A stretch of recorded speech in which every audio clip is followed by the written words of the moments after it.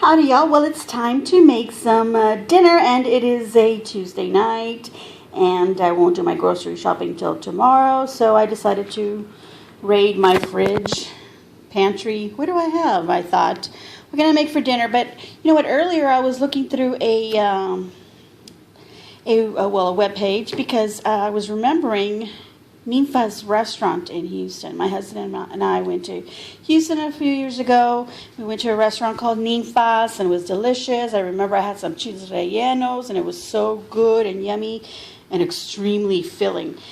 But I've always wanted to go back. And I just realized there's a Ninfa's restaurant, Mexican restaurant, in San Antonio. So, yeah, that's going to be happening pretty soon. So anyway, while I was looking through the menu, I saw a plate of flautas. That was like the first thing that kind of flipped over in the little slideshow that they had of some of their menu plates. And there was a plate of flautas, and it looked so good. And so then I thought, oh my gosh, I want some flautas. And I came to my fridge, and I realized, yes, I do have some meat. Not the brisket that is described in their flautas, but I do have some ground chuck. 80-20 ground chuck, and I have some corn tortillas. I have a blend of Mexican cheeses, and I even have this in my freezer. It's Spanish rice steamables, and I think I've bought this before. I have bought the bag of the white rice, and it's actually pretty good. So I think this is going to be good. I don't know. I can always season it to taste. So I'm going to try that. This only takes 5 minutes, it says, to steam in the microwave. So that'll be fast. Perfect for my lazy cook meal. And then some refried black beans that, again, they're in a can. I'm not making them from scratch. And my seasonings will be some garlic powder, ground comino, a little bit of chili powder, and, of course, my pepper and my salt. So these are my ingredients that I decided to pull out of my fridge and pantry, and I'm going to create some flautas with a little bit of sides.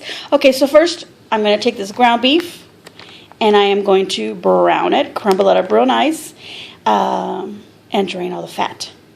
Now when I cook my ground beef, I like to have a cold pan, and I like to put some cold water in there and drop my ground beef in there because the cool water helps to, look at my hands, I'm already describing what I'm going to do. I can't stop using my hands. Anyway, the cool water in the pan will help break up the meat and make it really fine. Like if you start with a hot water, it'll immediately start cooking the meat, so it clumps together, and then you get these little large clumps, and it's really hard to kind of break up those little clumps. So a little trick I learned from my grandma was to put the ground meat in the pan while it's still cold, in cold water, break it up in the water, then start heating it up and let the water cook the meat, and you season it as you wish. And also, the water helps you drain out the fat a little bit better. So it'll pull it with it as you drain it out. It'll work a little bit better at doing that. So that's a little tip from my abuelita. Okay, so let's get this cooking. Okay, so I've got the meat in the pan with the cold water, as I said, and as you can see, look how it's broken up. I want the meat really nice and broken up like that. I don't want big clumps of meat. So this is just about half a cup of water, and I'm using filtered water, so nice clean water, and a pound of ground beef. And I've already turned the heat up, so this will start cooking. I'm going to go ahead and add some seasonings to this. Salt, pepper, garlic powder. I'm not adding garlic salt. I'm using garlic powder because obviously I don't want to add extra salt to this. So I'm just going to add a little bit of salt,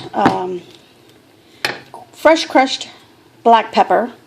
You can use already ground, but I like to use a fresh crush because I can decide on my grounder how fine I want my pepper, or how, the big pieces I want. And I kind of like it kind of medium and kind of coarse, so that's what I'm going to do.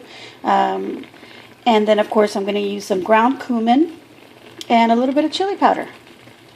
And I'll be back with this meat already cooked. Okay, my meat is starting to brown. Well, it's cooking, obviously, in the hot water with my spices already in there. I have to blow the steam away so you can see it. And I have to kind of keep moving it so that it doesn't clump up on me, because it will.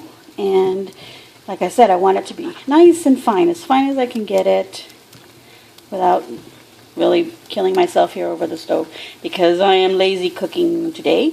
Even though this isn't really lazy cooking if you're making ground beef from scratch, but the rest of it is definitely a lazy bit.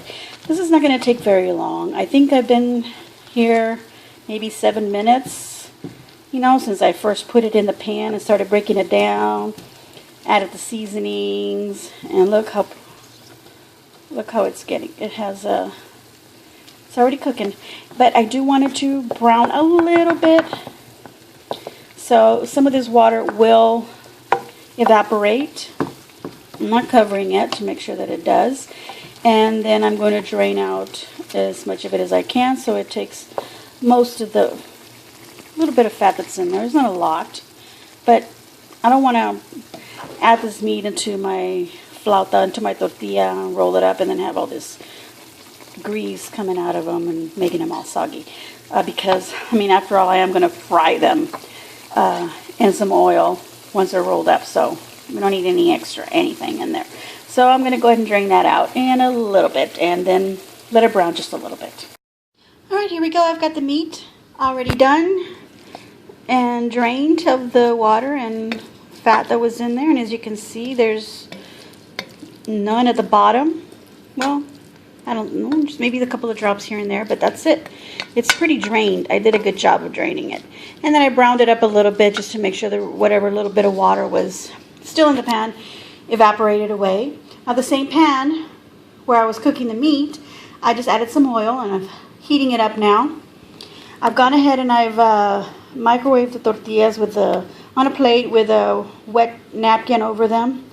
And I've only put it for a few seconds, 15 seconds, another 15 seconds till they were soft as I needed them. I don't really like microwaving them. I'd rather put them on the griddle, the comal, or maybe in a little bit of oil to soften them up and make them pliable. But because I'm going to deep fry them, well, I'm trying to skip some oil movements here. So basically what I'm going to do is just like making an enchilada. You're going to add your meat to the center of your tortilla, and then you're going to start rolling.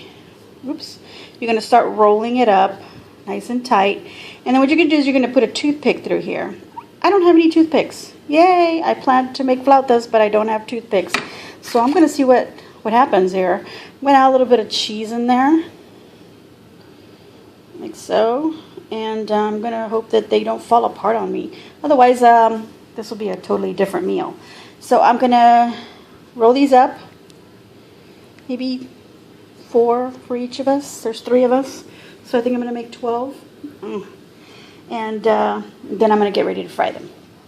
Okay, I've got some of my tortillas rolled up with the meat and a little bit of cheese inside of them. As you can see, some of them are cracking because they don't heat up properly in the microwave. But, you know, I decided to try it. I've got my oil hot. My pan's kind of wobbly. See how the oil goes to one side? As you can see, it's not really a lot of oil. It's a big pan. And I'm going to go ahead and place these in there. Hopefully they don't fall apart. So I'm going to put them with the seam side down. Careful not to burn my fingers. I'm going to put a few of them in there. And that one opened up on me, but that's okay. It'll be a taco. Okay, I'm going to go ahead and continue putting the rest, and I'll let you know if it worked out just fine. Okay, here we go. They've been frying a minute or so on one side, and now I'm turning them over. I decided to use my tongs to lift them from the plate and put them in here because the oil was really hot and it was popping because of the meat that was escaping from these. As you can see, it's a little soft and it wants to open. This one right here, so it needs to fry up nice and crispy like this taco did. This was a flauta fail, but it's a taco success. Look at that. And I'm putting it in a little pan with some paper towels to help absorb some of that oil. Not the healthiest of meals. But you could put these in the oven and bake them instead of fry them. Okay, I'm going to continue doing these a little bit at a time till they're a little golden brown, and then I'm going to put, just look, they're nice and crunchy, and they stay in the position that they're in right now. Wow, that was a nice little pop of oil there. Better move my cam away. All right, here we go. All my taquitos are out. I ended up making 13 of them.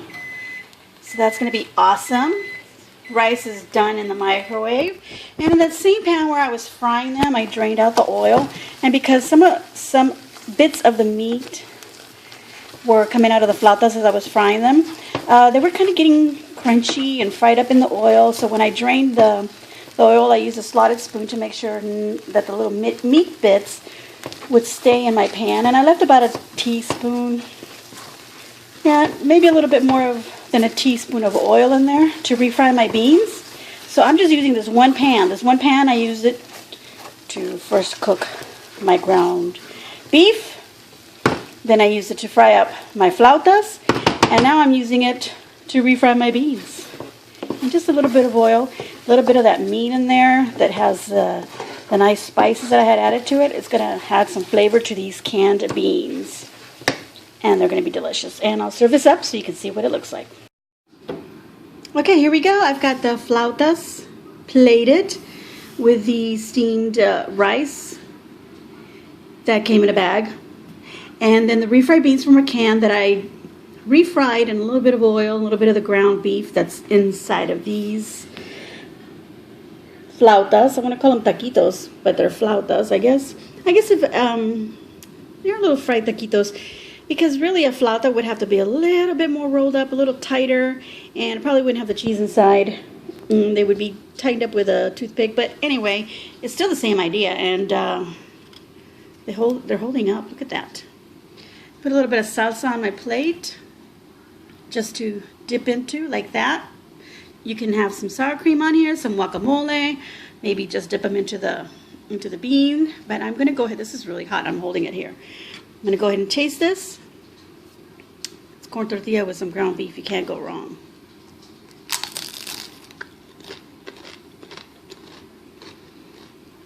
Did you hear that crunch? Oh my gosh. The corn tortilla fried up like that.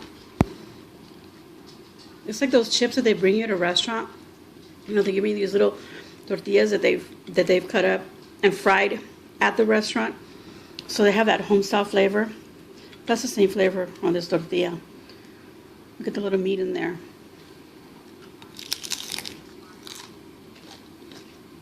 Oh my gosh.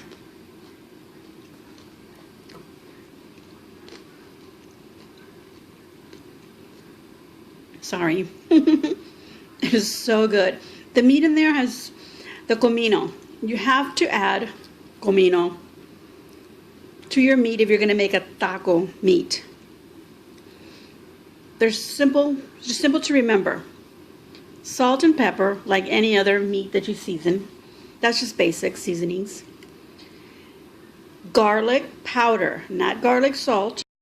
And my camera died, so I had to get rid of some memory in here because it had too much in there. But anyway, this is my flautas.